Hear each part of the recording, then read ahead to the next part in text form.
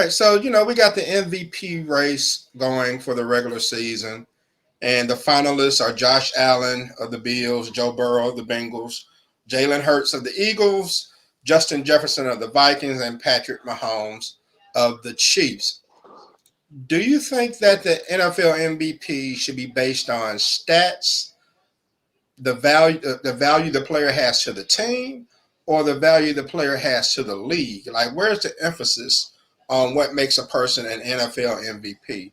I think it should be based on several different categories. I mean, it all depends. I mean, if you're running back, you get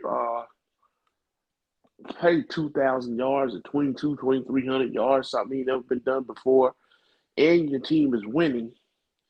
I think that has to be taken into consideration. Or you're a guy, you get 25 sacks or something, and you're a real difference maker like TJ Watt. TJ Watt come back, still start winning.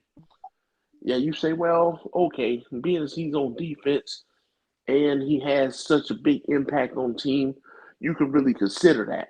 Then you have a guy like Mahomes that everybody just know he plays the most valuable position, he's the most valuable player, and he's the most valuable to any team, especially his own, because if you take him off, where's the team? They're not even probably a 5-win team without him. So I think you got to look at all the categories, not just one, not just two or three, or whatever the case may be, and then determine who had the best year all the way around. See, some people are good, but they got a lot of help. Just like Jalen Hurts, not take nothing away from him, he had a sensational year, but they have the best defense since the Bears. And you say, well, okay, well, that had nothing to do with him running, that had nothing to do with him throwing, and all this other kind of stuff, but okay, you have to consider that versus a guy who may not have all that. So it's a lot of things you got to look at when it comes down to that.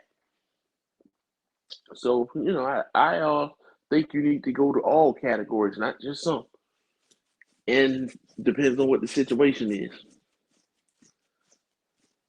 All right, Eminem, how do you feel about it, man? Do you think it should be based on one more than the other? With MVP, I do. Now with defensive player of the year and offensive player of the year, even though that's not the question, I think that's just strictly what it is. If I had 150 tackles and you had 155 tackles, you should be defensive MVP, in my opinion. Offensively, whoever put up the most, that should be what it is. But MVP, all three categories, I agree with everybody. All three categories matter, but the main category is how do you affect your team, and could your team even survive or get even close to where they were if you were not, if that particular player was unplugged?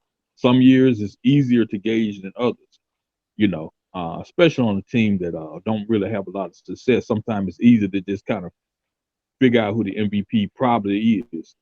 But I